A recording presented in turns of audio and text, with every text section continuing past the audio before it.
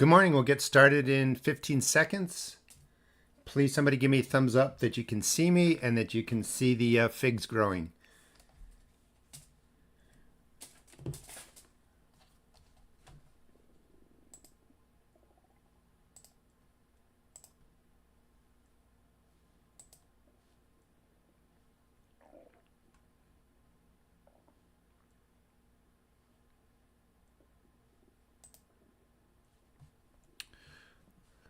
Just working on something real quick. Give me 5 more seconds here.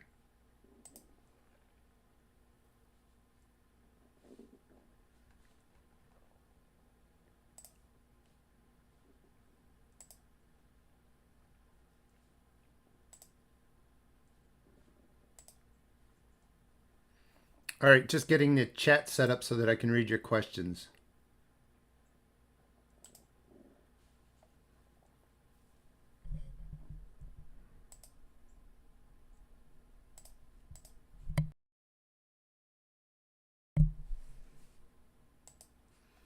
All right, we are good to go. YouTube put a message in there about super chats, and the little advertisement was blocking my ability to set the chat up. So welcome to Garden Grounds. I do this every second and fourth Thursday of the month at 11 a.m. It's a public mentoring Q&A. Excuse me. Feel free to ask any question you have about vegetable gardening. Today's light topic is leafy greens. I'm going to talk a little bit about that. But, you know, it's really about 30 minutes, 45 minutes for you to just ask whatever question you have with respect to gardening. Just please make sure you put in front of your question the word question so I can see it. It gets pretty busy doing the public events. If you see people with stars next to their name, they are perk members. I have perk membership. You can find that on my video channel in the video description, links to get there. But I do this mentoring Q&A, what we're doing today, 4 or 5 times a month for about an hour. The groups are smaller, about 20 people, and I really have enough time to answer people's questions. All right, so let's get started with the first question I see from Serena. Do you know that mustard is a biofumigant? A lady planted it, forgot about it, and it went to seed. When she pulled it and planted squash, she had no squash bugs at all. No, I didn't know that it was a biofumigant. I mean, that is new to me. So I don't know if that's true or false. I mean, it's quite possible that the root systems or the mustard greens just did something to repel the squash bugs. However, squash bugs fly in from other places. So I don't know what you're describing well enough to really, you know, I guess talk about it. But insects come from other places too. So even if that place was managed for a while by the mustard or mustard greens, I'm assuming, they can still return. But that's interesting. I'm going to actually look that up and maybe learn a little bit more about that. Question, what size seed starting cells to use for starting peppers? It depends on always how much space you have under your grow lights. You would start in the smaller cells like this. These are the standard cells. This is spinach, by the way. We'll be talking about that. And this works, you know, but once the peppers get to about 8 weeks, the roots start to coil. And you're going to usually have to pot them up. So these are medium cells. I sell these all at my seed shop.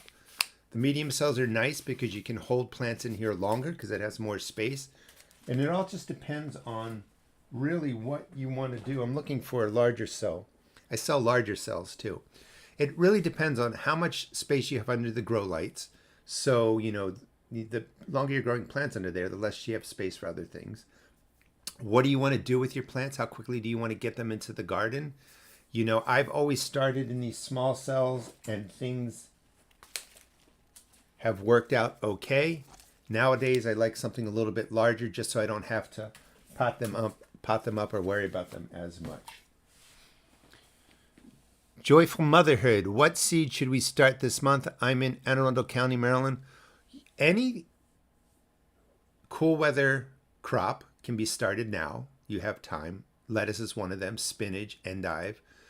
You can start your peppers now. Peppers need, in my opinion, 8 to 10 weeks growing indoors. We want to put them out, let's just say March 1st, or I'm sorry, be clear, May 1st in our area. So you count back to April 1st, March 1st, somewhere middle of February. It's a good time to start your peppers. I start my tomatoes usually closer to the beginning of March. Those would be the warm crops I would start. Any cool weather crop right now is fine. Any perennial flower, perennial herb you can start now. A lot of those I started in, January, but you still have time.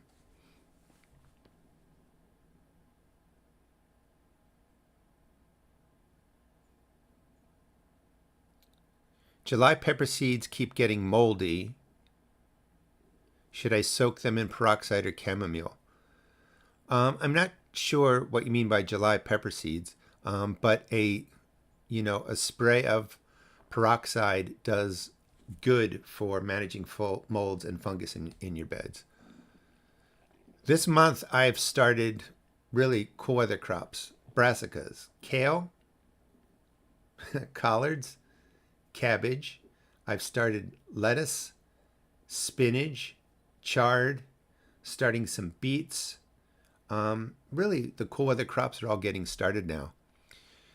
Leo, I bought some true sweet potato seeds. Purple sweet potato. Do you know anything about them, and what's the best way to transplant them? I have 7 seedlings, 4 sets of leaves. I've not grown them from seed before, but sweet potatoes like really warm soil. So getting them out, into soil that's below 65 degrees Fahrenheit, 18.2 degrees Celsius, really is just going to have them sit there. I mean, they really like that top couple inches to warm up.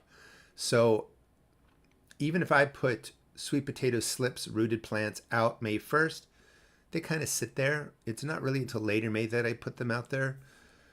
So best way to transplant them, if you're moving them into larger containers, something like this, just be careful with them. But you want to grow them, I think, in some sort of container or indoors until that outdoor temperature is really warm enough for them to take off. Putting them out early is fine. It's not going to hurt the plants. They're just going to kind of sit there. So it's up to you what you want to do. I think it's better to start kale indoors. So anytime it comes to seeding, starting stuff indoors like this, we'll talk about the lettuce in a second, or direct seeding, it really depends on your temperatures. These were started on January 21st. Today's the 13th, so that's 23 days, 3 weeks of growth. If I put these seeds out in my garden now, well, there's snow on the ground and it's frozen. I'm just not going to get this growth.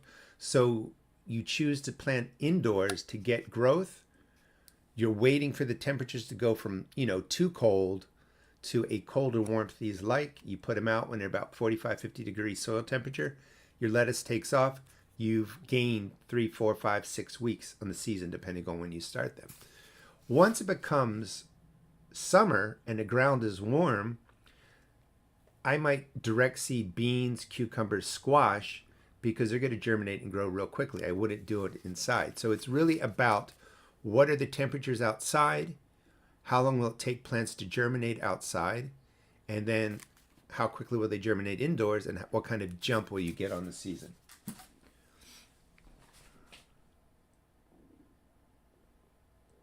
I like starting the kale indoors. I get a good 6 or 8 weeks because it's too cold for them to go out there. What 2 flowers do you consider the best pollinators from Jack? Bee balm, boneset, and purple coneflower. Boneset gets huge, and it's not really great for like along a fence or something like that, but it really attracts all kinds of insects. I also like letting cilantro and dill flower and go to seed. I have it in parts of my perennial beds. That really brings in the pollinators. Rita, can I buy plants from you if I'm local? You might be able to, but only if I have a plant sale. And I'm working on it. I'm not sure I'll be able to pull it off. But if I have one, I'll be advertising, and you could come by and buy some plants. I'll probably be selling them for like $3 a plant.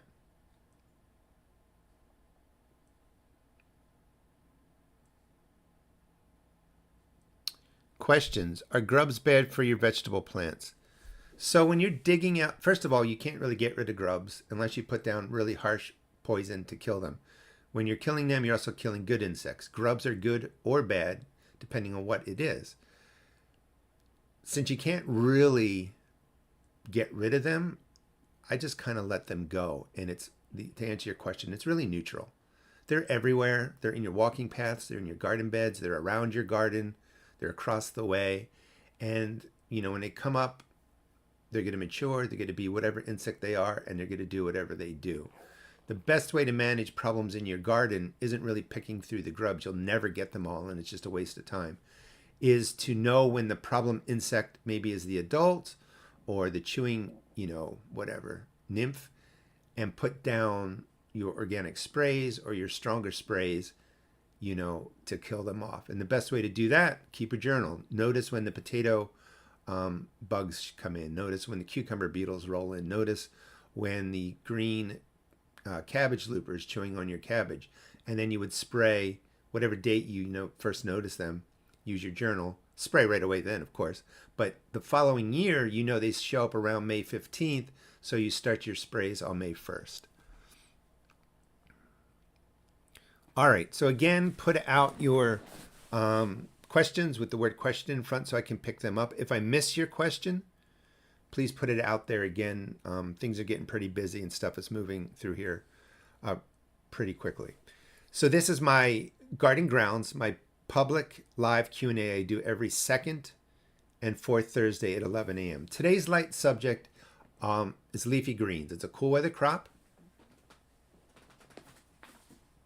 The leaves of these plants can freeze. They can take a frost, but they're not going to really germinate until your soil is they're going to germinate extremely slowly unless the ground is frozen. Of course, you can't get the seeds in. But when the ground gets to about 50 degrees Fahrenheit, that top inch or two, top 2.5, 5 centimeters, 10 degrees Celsius, your leafy greens, your cool weather crops usually germinate. But it can take 2 weeks, 3 weeks, depending on how cold the soil is. We start them indoors. It's usually a nice 65 degrees Fahrenheit in the house. That's 18.2 degrees Celsius. Things germinate quickly.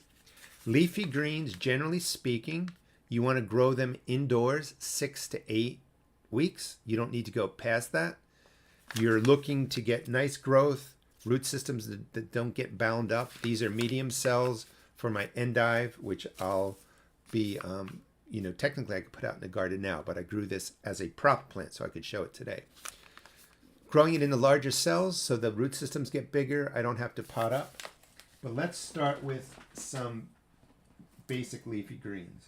So this is a red sales loose leaf lettuce put into the smaller cells on January 21st. So it's been 10 days plus 13 days. This is 3 weeks and 2 days from putting the seed into the starting mix. Not after germination, but almost 3 weeks from putting the seed in. And that's pretty good growth. I wrote on here 6 weeks just as a reminder that my goal from putting the seed in the starting mix is in 6 weeks to get them outside.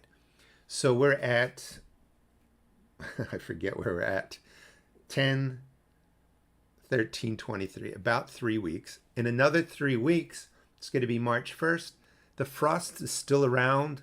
These plants can take it okay. My ground probably won't be frozen. So maybe these will go out in the 6th week, March 1st or something like that. If not, I've got that 2-week cushion. Middle of March, it'll be a little bit warmer.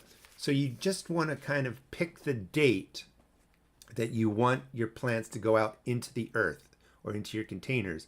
And then you count back 6 weeks or 8 weeks. That's when you start your seeds. So this is a red sales. They look the same, but this is a red romaine. So I have a red sales loose leaf, a tighter forming head of red romaine. This is spinach. Spinach sometimes is a little bit slow to germinate. So, but it looks pretty good at 3 weeks. This is going to be ready to go. Putting spinach outside, even March 1st, sometimes it's slow to germinate. The seeds where they germinate here maybe in 5 to 7 days, outside, even as it's warming up for them, can take 2 or 3 weeks to germinate. So this really makes a difference. Now, you don't want to put 30 spinach plants out right now and 30, romaine transplants out there, because they're all going to mature at the same time and you're going to have a mess of greens to eat. So I may start, 12 spinach plants indoors, 6 or 12 lettuce plants. That's my first wave out. When I put them out, I usually start more seeds indoors for a next wave, but I also put seeds down so that the growth of the greens is spread out over a longer period. And then I just harvest them, day to day over really the month of March, April, and even through May, and even into June before it gets too hot. This is endive. So this is endive in the small cells, started on the 21st, that 23 days. And this is endive started on the 5th. So this is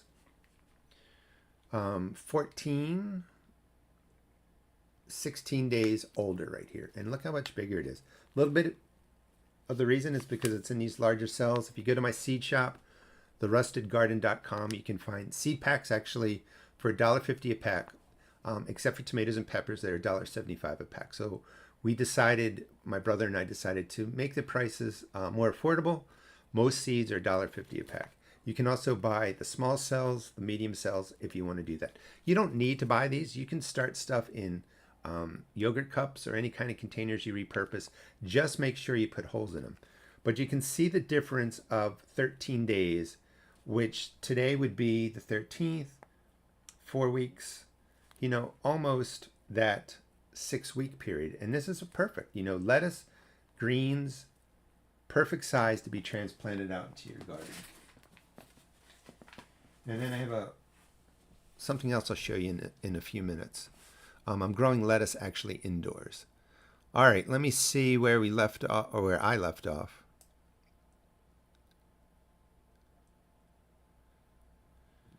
Give me a second. Yeah, fennel does make a great pollinator too. Fennel, dill, parsley, cilantro, let them flower. The good insects love those. Butterflies love parsley too. Okay, looking for a question.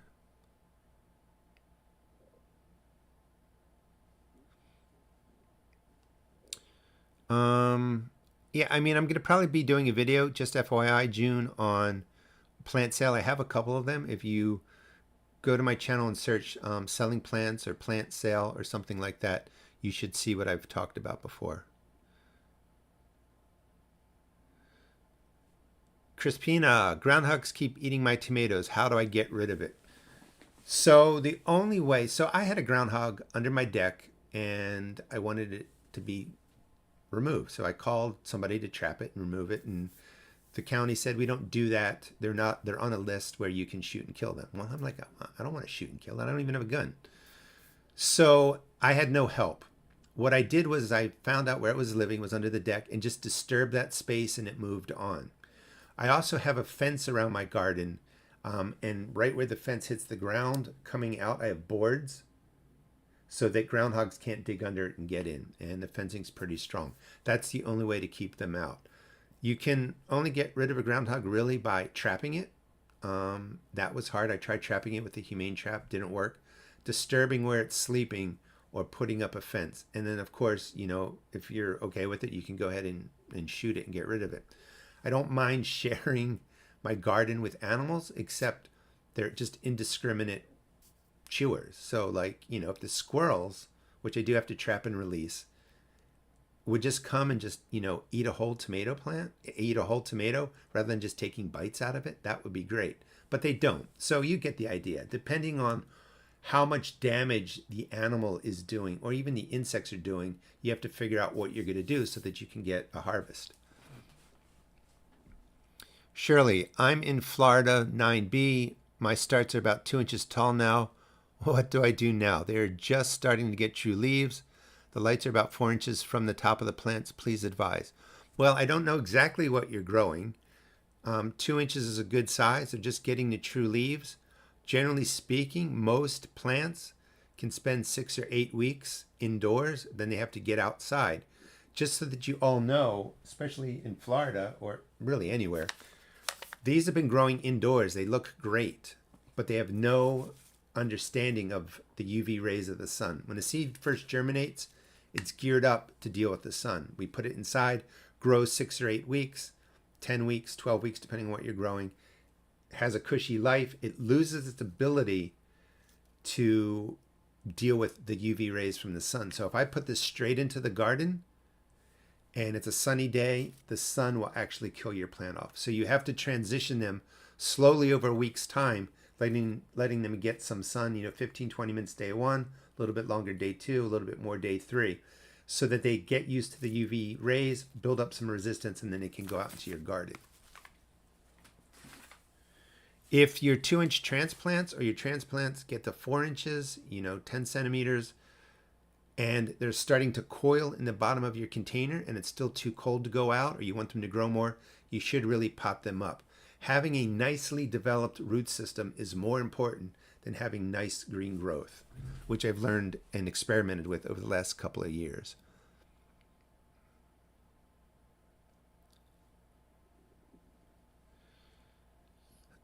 Gary, any tips from Jay on creating a cut flower garden from scratch on a budget? Thanks. No, I would start with your budget. There's lots of different cut flowers that you can plant. What I recommend is trying to get flowers that, bloom spring, summer, and fall. This way you have a lot to cut. Also thinking about perennial flowers that you can cut because they'll come back year after year. But it's really, picking varieties that do well in your area, finding the seeds for, finding the seeds of the plant you want. You're probably going to pay $1.50 to $4 a pack.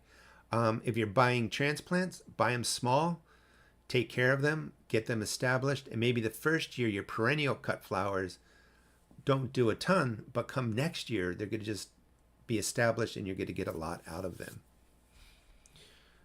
A lot of stuff you can buy, marigolds that get 2 feet tall. They make nice cut flowers. You can get Maximilian sunflower, which I believe is a perennial sunflower. They make beautiful cut flowers. I would just experiment, pick your space, make sure it gets enough sun, and just work with your budget. Can you have all those plants behind you? Question, you have all those plants behind you. I don't see any lights. Are they just out of camera range? Let's see. There's my grow light station back there. So they're all under grow lights. The grow lights I use, go to my YouTube channel, look up grow lights. I just use basic white LED shop lights. They work perfectly. They're inexpensive. They don't take a lot of energy. They do the trick. Everything you see is being grown under white LED shop lights. Where are we at? 11:23. Dazzle. I'm in Maryland. Can I start my seeds now? Sure. You can, I talked about that a little bit. Any cool weather crop you can start now. You can start your pepper seeds right now. I would wait a little bit, maybe 2 more weeks for your tomato plants. They're good to start come maybe mid-March or something. I would start my other warm season crops, assuming May 1st, it's not going to have any frost here in Maryland. That would be cucumbers, zucchini, squash, etc. And I have tons of videos on it. If you go to my channel now, I'm doing a series every month, what to plant in February. And I think right now it says the video is what to plant in January and February. So I cover all of that. Also talks about garden chores you can do in that month. The next video that come out will be in a couple weeks. It'll be what to plant in February and March. So I do have videos on that if you guys have more questions. And again, if you're interested in picking up seeds for $1.50 a pack, $1.75 for tomatoes and peppers, please visit my seed shop. Let me put it in here.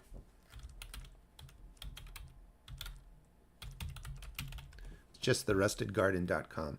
I also sell all the seed starting stuff you're seeing today.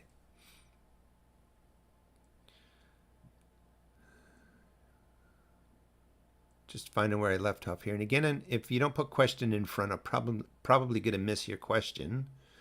I apologize. And if I do miss it, put it back out there. Jocelyn, can you cover When you set your cool weather transplants out, what low temperature? I'd like to transplant lettuce, kale, collards, charred into a GreenStalk with a frost cover. I mean, it varies. Like if I say a certain month, if you're not where I grow, it's going to be a little bit ahead or a little bit behind. But my cool weather plants, I start getting out when there's still frost around, but maybe not a heavy freeze where the ground actually freezes. These plants can take a frost. Generally speaking, my lettuces and leafy greens are going to be going out somewhere between March 1st and March 15th. More will go out after that. They'll all be out there, really before the first week of April. So it's a little bit of a range. The GreenStalk tower with a frost cover, probably March 1st would be okay in Maryland.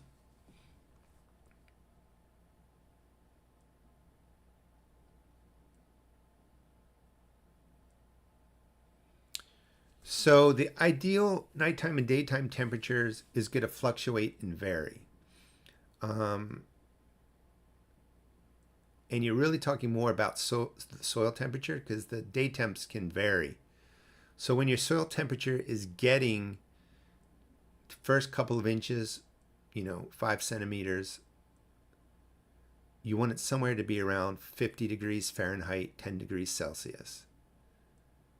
All the way up to 65 degrees Fahrenheit, 18.5 degrees Celsius.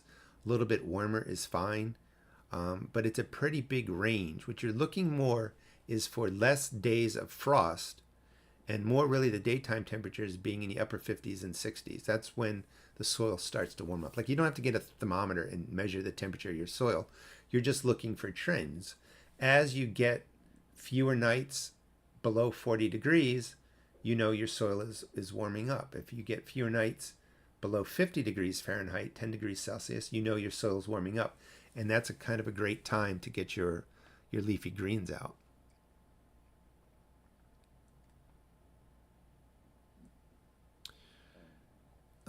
Question. My local box store has fertilizer that's 35, 35, 35 NP and K. What would be a use for this? I have no idea. That is just way too high. It's a chemical type fertilizer. It's not organic. That's okay. All fertilizers work. Your plants can't tell a difference. I like using a fertilizer in my garden that's more around a 555 NP and K. So yours is 7 times stronger than that. So what I would recommend is cutting down how much goes into the space. So for instance, if it says, just say for the example, you have to read the instructions, but if it says 1 pound per 100 square feet, I would cut that down to like a quarter of a pound per 100 square feet. That would take it down to 4 into 35 is 8, is about 9. So it's going to be about a 999 NP and K. Not quite the 555 I want. My point being that's really high. So you can reduce the amount you put down on how it tells you on the directions, and you can take that, fertilizer from being a 35, 35, 35 and sort of make it a lower amount. 35, it's 35% nitrogen in the bag by weight, 30%, 5% phosphorus, 35% potassium. So if it says put down a pound, that's a lot of fertilizer. So you get my point. Reduce the amount you're putting down, and it lowers the amount of NP and K that's going into the ground. I don't know what they use that for, to be honest with you. Do you ever use more bloom? No, I've experimented with it. It's no nitrogen, and sometimes you'll read peppers halfway through the growing season, stop using nitrogen. You don't want any more leaf growth. Use a 10-10, in this case more bloom. Phosphorus, potassium helps with flowers, helps with more fruit. I've found that to really not be that significant. If you're growing hydroponically or there's an issue with the nitrogen, phosphorus, and potassium in your garden, maybe that makes a difference. But if you're using lots of compost, your plants are fed, the difference between the number of flowers and fruit I found was really insignificant and not worth the effort. Thanks on the beard. That's my look for 2025. Each year I have, and this is from Kirilos, each year I have big issues with cucumber beetles. Once they munch my cucumber leaves, it gets microbial wilt and the entire cucumber plant dies. So that is a significant problem. And what do I mean by that? You know, whether or not you use an organic, insecticide versus a stronger chemical insecticide, one that you consider safe and you've done research on, it's really based on the damage. Now, if you just get cucumber beetles and they don't spread the wilt virus and, they're a pain, okay, stick with your organic ways. If they wipe your cucumbers out, I recommend 7. It's a chemical. I understand. I've researched. I feel comfortable with how it works. But just put it on the outer leaves, away from flowers so bees don't run into it, pollinators don't run into it. By having it on the outer leaves, cucumber beetles are really active and they run all over the place. They will run through that and they die off within a night. You'll find them dead laying on the leaves. And that's just a case. Now, you don't have to use 7, but for my point is you're going to have to use some sort of insect dust. You're going to have to use something that's potent. You can use spinosad, which is organic. But you want, again, I said earlier, you want to know when those cucumber beetles first show up and have that dust waiting for them. And that's how I would deal with them.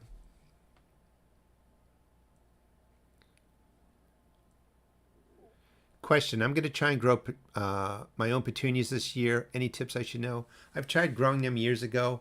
They can take a long time to germinate and they're slow growers. And you want to get started really early for those.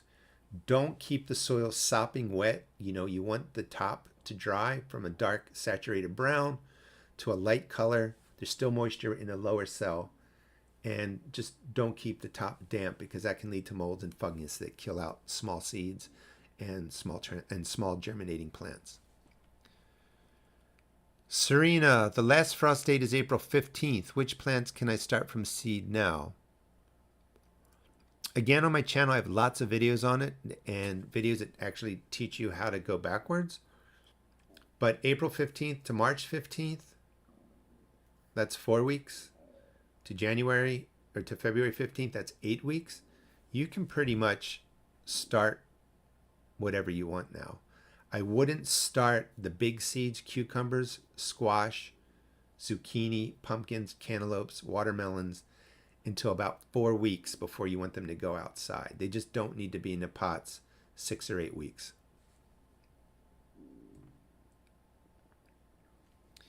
Travis, I'm going to grow tomatillos for the first time this year. Are there any major differences between regular tomatoes and tomatillos, growing and maintenance wise? No, not really. They're fast growers. The plants get really big.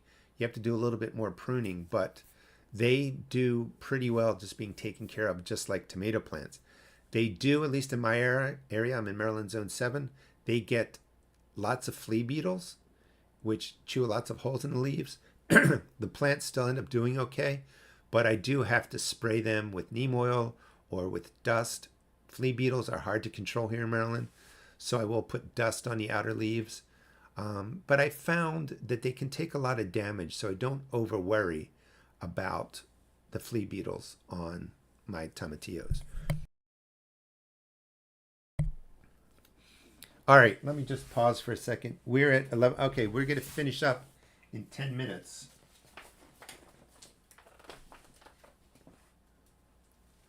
So this is endive on this side, red leaf lettuce, oak lettuce on the right. These are put in on 12-2. This is a 2-inch baking tray, half baking tray, 5 centimeters. And these are just growing under white LED lights. And I've already harvested this once. So you can grow leafy greens indoors. In theory, you could maybe transplant these, but these should not be grown as transplants. This is just one way you can grow leafy greens indoors. Harvest them, get yourself a salad, gives you something to do for January, February, the winter months before you can really get out into your garden. And I have a whole video on this if you want to look up how to grow leafy greens and I think radishes indoors. pretty cool. They're nice size.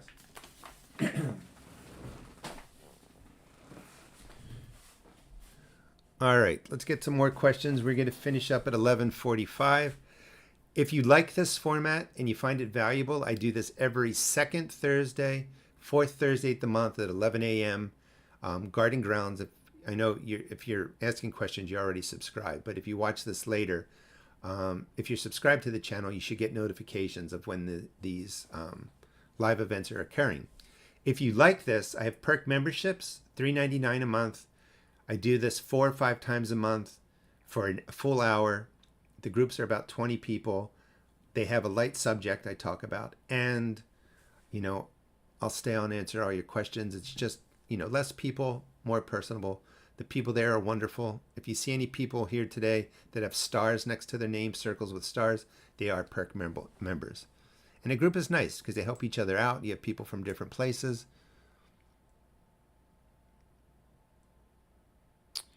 All right, trying to find out where I left off. Question, what are some growing tips for cilantro? I want the biggest plants I can grow. I love cilantro, but I've only been able to get a few leaves. So cilantro can take a frost. I have cilantro that I start indoors. My best cilantro is usually seeds that fall towards the end of the fall. They just pop up anywhere in my garden and the plants get massive. So the best thing for cilantro is to start some indoors now. Get it outside when the frost is still hanging around. Let it establish. Put some seeds in around it so you've got seeds going too. And then start a couple more, indoors.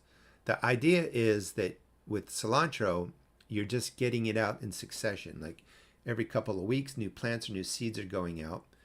In the summer, it bolts really fast. So if you've ever bought like cilantro from the big box stores, you're wasting your money. Those plants are stressed. They've been out there too long. You put them in the ground. They get about this tall. They flower. You get nothing. So getting out younger transplants and seeds into your garden allows them to establish beautiful roots. They match up with the temperatures. They grow with the temperatures. And you get a lot more cilantro to harvest. My other tip for cilantro is to plant more of it than you think you need because you go through it pretty quickly. Heidi's Homestead. I'm in Ohio, Zone 6A. Is it too late to sow pepper plants? No. My pepper plants just got sown last week. You can put pepper plants, transplants out when they're 6 or 8 weeks old. I just like growing them longer indoors because I just want a bigger plant, but you have plenty of time. So Stephanie made a statement, but this is a good point with the leafy greens, and we'll finish with that. My spinach plants sprouted 5 tiny true leaves, and then they bolted. So indoors, remember, we're skipping the cold period. And if your temperature's like 65 degrees Fahrenheit or higher, that's 18.2 degrees Celsius, and they're in these little trays, little cells, this is getting really warm. And the plant's getting a message that it's really warm and they think it's later in the season. And if they're in here, if you're in here, 6, 8 weeks, sometimes they think it's time to flower and they bolt. Bok choy and pak choy bolt really fast in the house. And part of that's because it's so warm. So one thing you can do is once your plants get to this size, they don't need to stay under the grow lights. You can put them in a flat, take them out during the day when it's above freezing, best if it's in the 40s, let them stay out during the day when it's not freezing, it gets sunlight, bring them back in at night when the temperatures drop into the 30s or might be freezing, and you can kind of slow that bolting process for your indoor cool weather crops. Paul, how long before last frost to put out inside onions grown from seed? 4 weeks maybe. So the question is, well, a couple of things. I like growing my onion seeds indoors now 6 to 8 weeks. And then they're going to be put out probably in the end of March, beginning of April, which is about 4 weeks before, last frost. Onion seeds can take a frost and get beat up. So I would agree with that. I mean, you could maybe do some a little bit sooner. I always say experiment.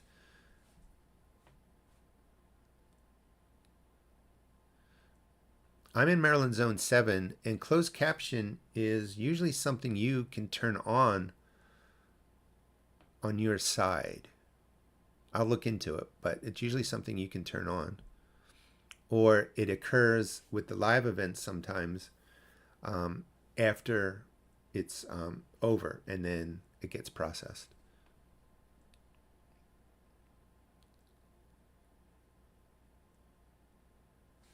All right, hold on. I do have an affiliate shop on Amazon, and I try and keep it up to date with things I recommend that I don't sell at my shop. So if you go to my Simply Living, any of my videos, there's an Amazon storefront link in there. And actually, if you want to support me and the rest of Garden, which I greatly appreciate, if you go to any of my videos, use the Amazon link, I get a percentage of the sale. And you can buy anything. It doesn't have to be the products that I list. If you bought a car, I think I would get a percentage of that. But that's very appreciated. When you companion plant to try and fight pests, can they be in containers or do they need to be in the same soil? So Becky, you can put them in containers. You can put them in the soil next to the plants. I haven't found great success with companion planting. If the insects are there and they want to get to your plants, they usually do it. But I like companion planting more for beneficial pollinators and predatory insects that will actually pick up the worms and eat them. Those are predatory wasps and stuff like that. All right, we got to wrap up in 3 minutes. Let me just buzz through, see if there's any more questions. How to remove white powdery stuff on top of the soil. If you're talking about seed starts, sometimes putting them outside in the sun helps kill it off. Letting the top of the soil dry between waterings helps, or sprinkling right on top of it some fine seed starting mix kills it off. You can spray it with hydrogen peroxide solution. I've videos on how to use hydrogen peroxide on your plants. Sometimes mildews don't damage your plants, so it's more of an eyesore.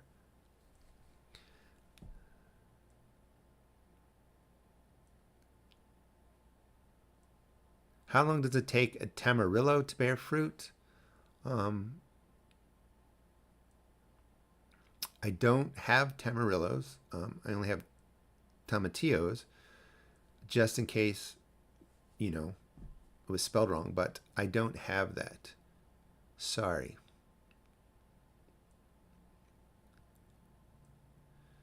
Any tip to help pepper seeds germinate quickly? 65 degrees Fahrenheit temperature, 18.2 degrees Celsius. The seeds should germinate in 8 to 12 days. You can put them on a heat mat, which I have one that's a thermostat that does not have a thermostat, and it probably sits at 85 or 90 degrees. That can speed up germination by a couple of days, but it's really about the temperature.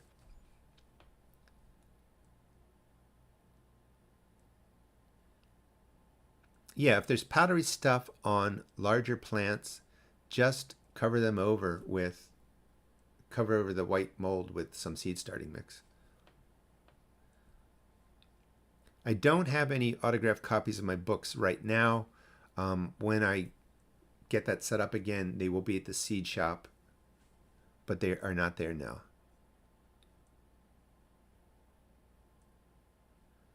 And we'll end here at 11:45. And welcome She66 and Leslie Harwood.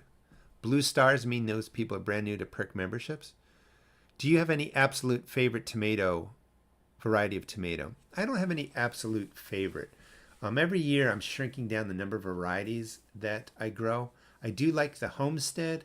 I like the standard red beefsteak. I like Matt's Wild Cherry for a cherry type tomato, a smaller one, like about this size. But I just actually like growing stuff. So to me, the fun is just, going out. Like right now, everything's covered in snow. It's a blank canvas. You get to use the miracle of seeds to kind of shape your sculpting landscape, and you get to grow. And that's what I really enjoy. All right, I will see you guys next time. If you need any seeds, $1.50 a pack, except for tomatoes and peppers, $1.75 a pack. You can find them at my seed shop, therustedgarden.com. If you enjoy this format, I do this as a perk membership, $3.99 a month, 4 or 5 times a month for an hour. I answer, really all your questions. Nice small groups, and the people there really have a lot of information. And we'll end with this one. Do you have any yellow tomatoes? I've been generally disappointed by their flavor. I can't remember what's on the site. My brother helps me manage it.